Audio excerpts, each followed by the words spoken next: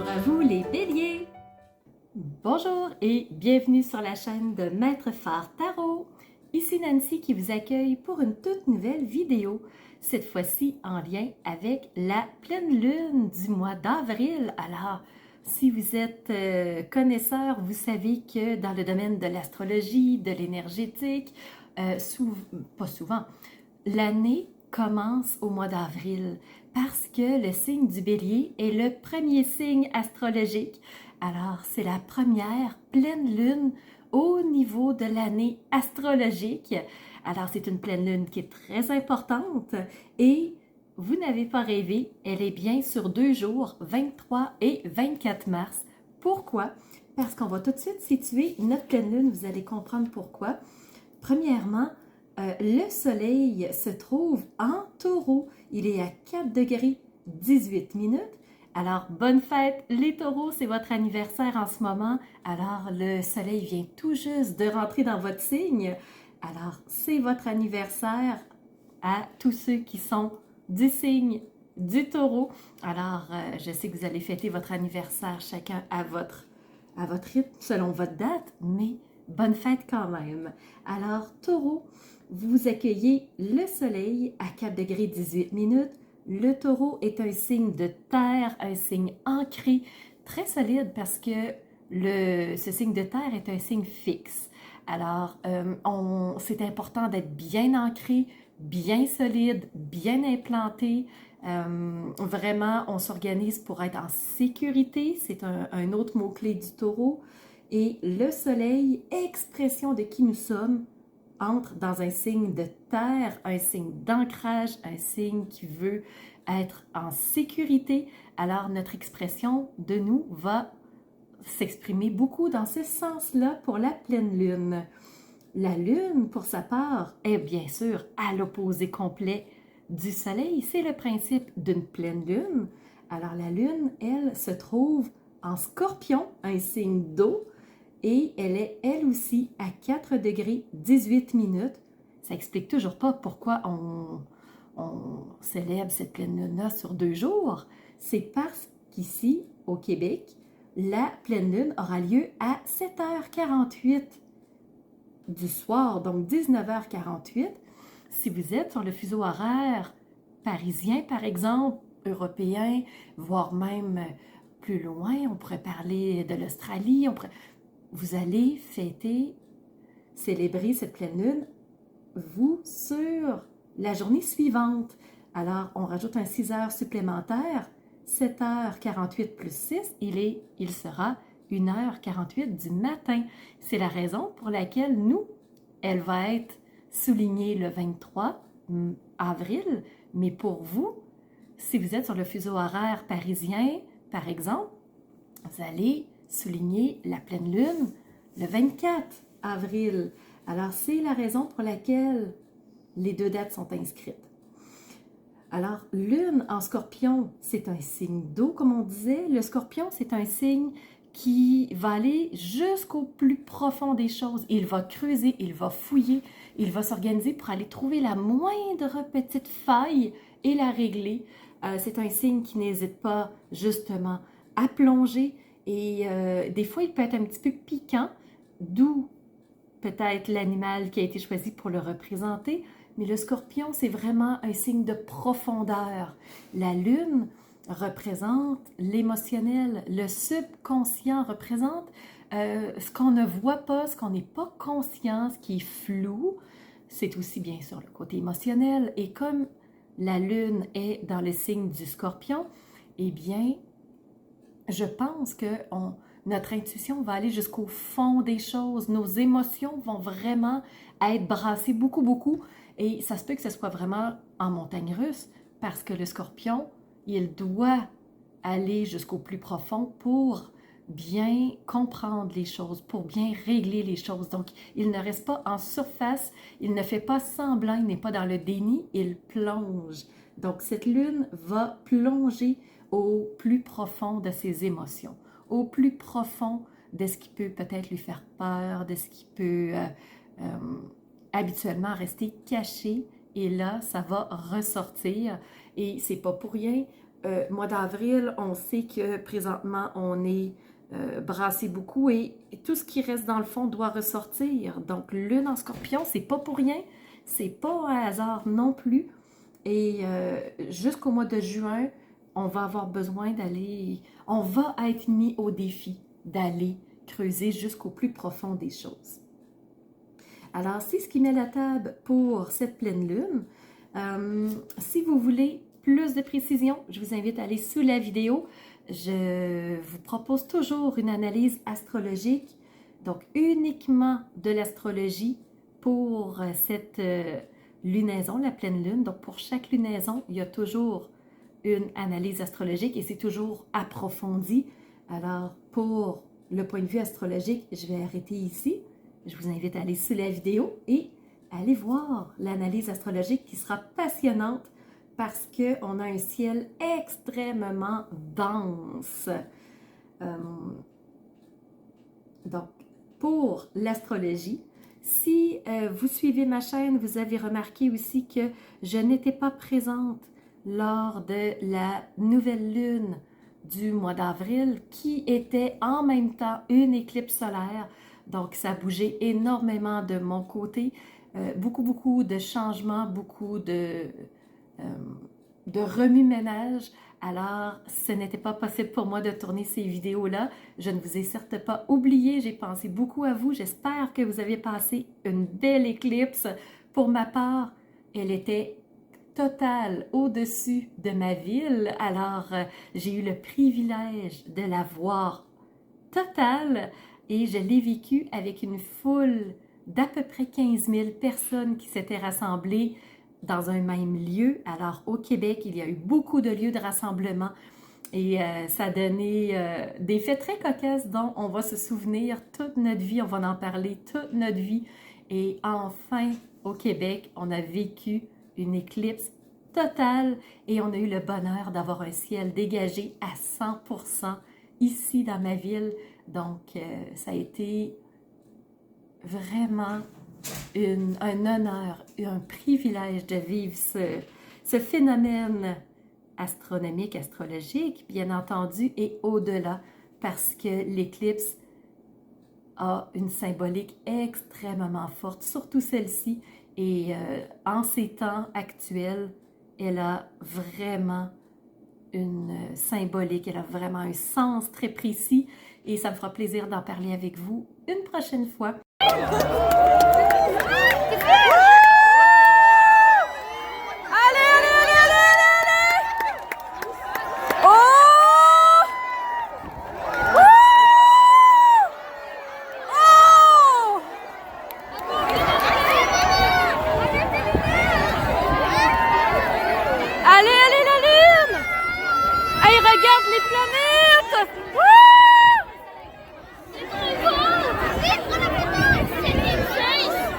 Mais là, on va se concentrer sur les signes astrologiques. Alors, si c'est votre signe lunaire, solaire ou ascendant, la vidéo, elle est pour vous. Et oui, c'est à votre tour pour votre vidéo autour de la pleine lune du 23-24 avril. Alors, c'est parti, on va faire la vidéo en deux sections. La première partie sera ce regard astrologique où nous allons lever nos yeux vers le ciel et aller voir ce que les astres ont à nous dire. Et en deuxième partie, on va redescendre nos yeux vers les cartes et accueillir le message complémentaire qu'elles ont pour nous. Alors, c'est parti les béliers. Commençons tout de suite avec le regard astrologique. Premièrement, au-dessus de votre tête, vous avez beaucoup de mouvement, beaucoup d'énergie parce que vous avez bien entendu Chiron et vous avez aussi le nœud lunaire nord qui sont là depuis un certain temps. Alors vraiment, Chiron, c'est le médecin du ciel et le nœud lunaire nord, c'est cette route qu'on décide de marcher, la nouvelle route, le chemin sur lequel on s'engage. Vous avez aussi deux autres invités. Vous avez Mercure. Mercure qui est par contre rétrograde encore pour le moment. Mercure, c'est la communication, c'est les échanges, c'est la curiosité intellectuelle, c'est les voyages qu'on fait. Et les voyages, ça peut être aussi un petit qu'un grand. Hein? C'est tout ce qui est de déplacement. Et vous avez aussi Vénus. Vénus qui est la planète de l'amour, des relations, des échanges. Ça peut être aussi la planète qui représente les valeurs profondes qu'on a et aussi les finances. Et vous allez voir, il y a une carte directe en lien avec ça pour vous les béliers. Alors, vous avez beaucoup de mouvements, vous devez le ressentir, ça doit bouger beaucoup. Il y a des jours où ça doit être déstabilisant peut-être, mais c'est les énergies qui sont au-dessus de votre tête. Chiron va rester chez vous jusqu'aux alentours, je crois, de 2027. Donc, on ne lâche pas. Et le nœud lunaire nord va vous accompagner tout au long de 2024. Encore un tout petit peu en janvier 2025 et aux alentours du 20 janvier 2025, il changera d'axe. Alors, pour l'instant, le nœud lunaire nord, il est toujours chez vous. Il vous amène des défis, c'est sûr et certain. C'est sur votre axe. C'est l'axe bélier-balance. Donc, c'est les nœuds lunaires. On va regarder maintenant les aspects. Vous allez voir très, très rapide. Vous avez un sextile qui est une énergie porteuse. Vous avez aussi un carré qui est un défi, mais vous n'avez pas de grande, de trigone qui est la plus, l'énergie positive la plus porteuse. Donc, on va expliquer ce qu'est le sextile et ensuite, je vais vous expliquer votre carré. Le sextile se fait avec Pluton. Pluton qui est encore en Verseau pour le moment. Alors, il va bientôt se mettre en marche rétrograde lui aussi, ce qui fait qu'il va rejoindre le Capricorne pour une dernière fois sur une durée de 2 mois. Alors, pour l'instant, il est encore en Verseau, ce qui fait qu'il forme trigone avec vous. Pluton, c'est la planète de la régénération. Alors, c'est de recharger nos batteries, c'est se reposer pour être en meilleure forme, être prêt à être plus efficace par la suite. Pluton, c'est aussi la planète qu'on appelle le grand destructeur. C'est la planète qui arrive dans un territoire et là, il dit « Oh, il y a des choses qui n'ont pas leur place. On va enlever les mauvaises herbes. » Ça, c'est des déchets, des déchets, des déchets. On enlève, on enlève, on enlève pour se retrouver avec un territoire propre. Par la suite, on va être capable de recréer des choses intéressantes, mais tant qu'on a les mauvaises herbes, on est bloqué. Mais Pluton, en mauvaise presse, il est mal vu. C'est dommage parce que c'est lui qui nous aide à évoluer. C'est lui qui nous aide à enlever ce qu'on n'a pas voulu enlever par nous-mêmes. Donc, c'est pour ça qu'il est si déstabilisant. Mais il est en sextile avec vous, les béliers, ce qui fait que il travaille avec vous et non contre vous. Le carré, par contre, il est avec Vesta, qui est l'astéroïde du bien-être et de l'harmonie. Vesta, elle veut qu'on se sente bien, elle veut qu'on soit à l'aise, qu'on soit confortable, qu'on soit relax, qu'on soit zen. Mais là, il y a un carré avec elle, ce qui fait qu'on n'est pas complètement confortable. On n'est pas complètement bien là où on est. On n'est pas complètement à l'aise et on va mieux comprendre avec les cartes dans quelques secondes. Alors, au niveau de l'astrologie, c'est ce que j'avais pour vous les béliers. Donc, on réajuste encore pour être encore mieux. Mais il faut se dire que le meilleur est à venir. Alors, ce qu'on fait, c'est toujours pour la bonne cause. On continue à avancer, on continue à enlever les mauvaises herbes. Je vais le dire comme ça. Alors, au point de vue maintenant de la deuxième partie, on va voir le message des cartes. Alors, allons voir, vous avez 2 arcanes majeures et 2 mineurs. Premièrement, avec The Good Tarot, qui est le tarot de la bienveillance, vous avez reçu l'ermite. Vous êtes le deuxième signe à avoir reçu l'ermite. Je regarde vite, vite. Le deuxième, c'est le cancer, le signe du cancer. Peut-être que vous avez un ascendant, signe lunaire.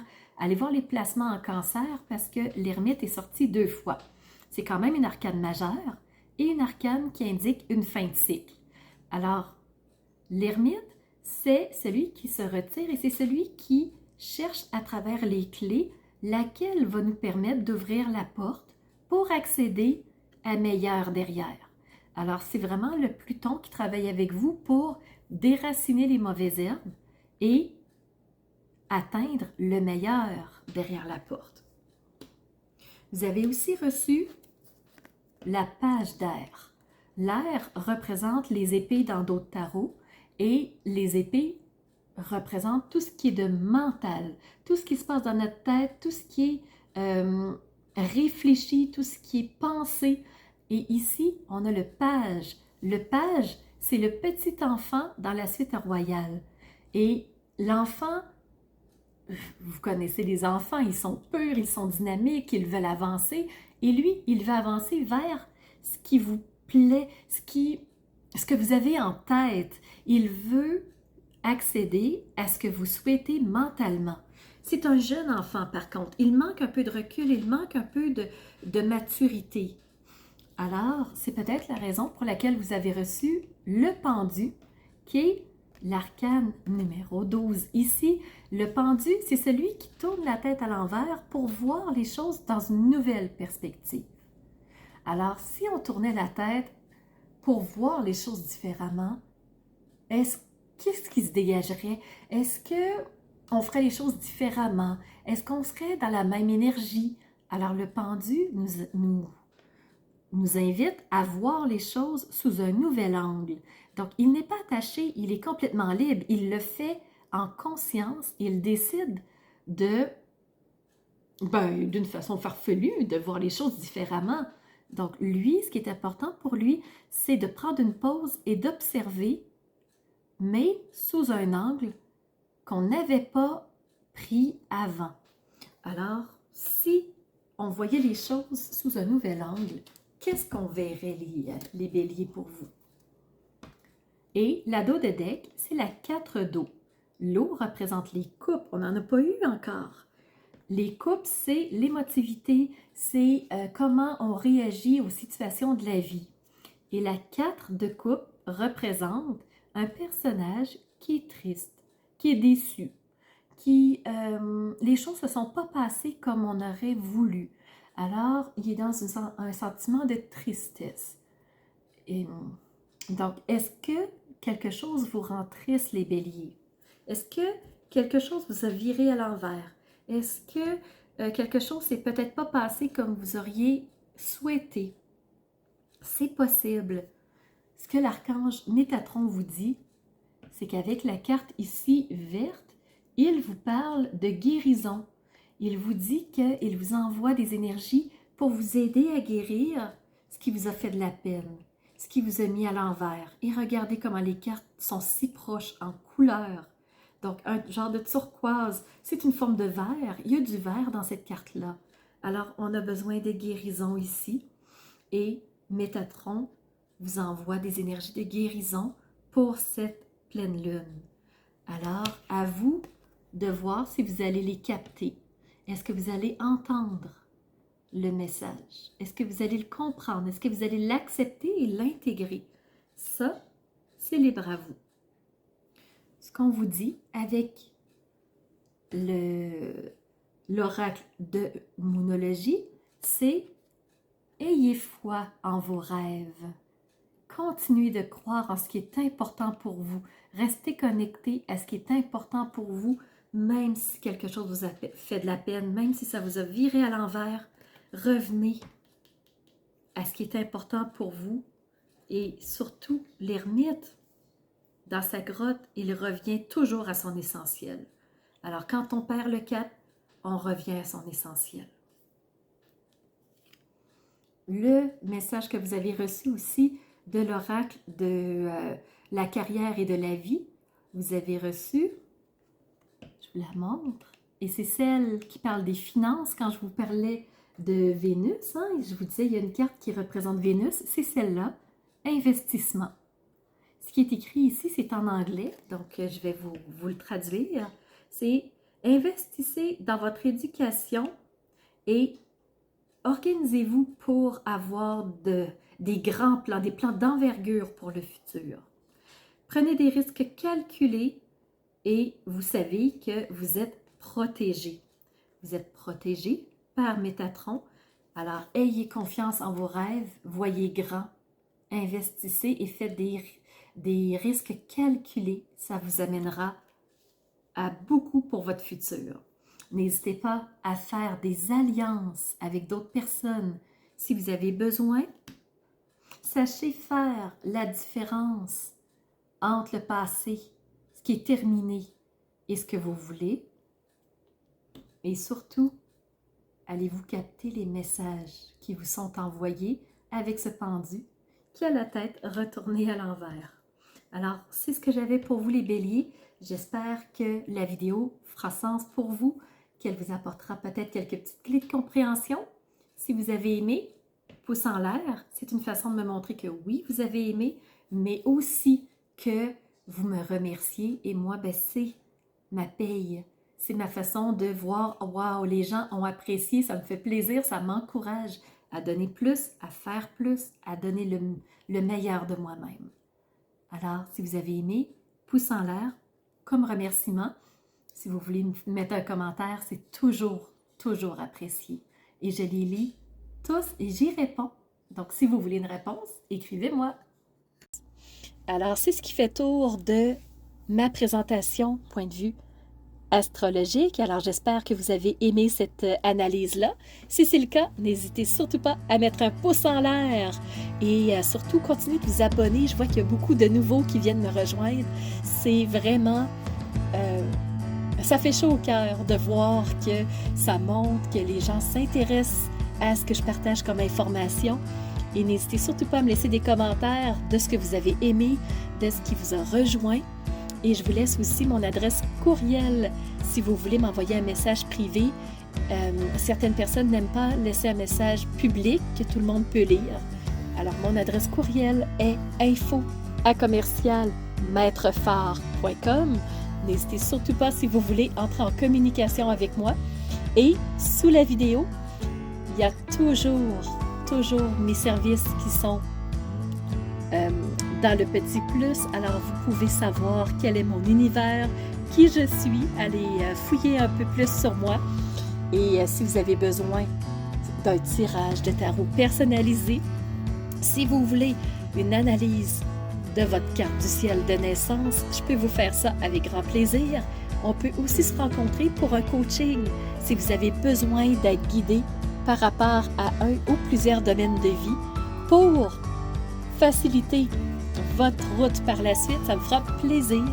Alors, c'était Nancy de la chaîne Maître Phare Tarot qui vous offrait cette vidéo avec le cœur et n'hésitez pas à surveiller les réseaux sociaux.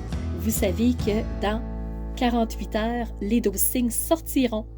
Alors, on se revoit pour les 12 signes. À bientôt.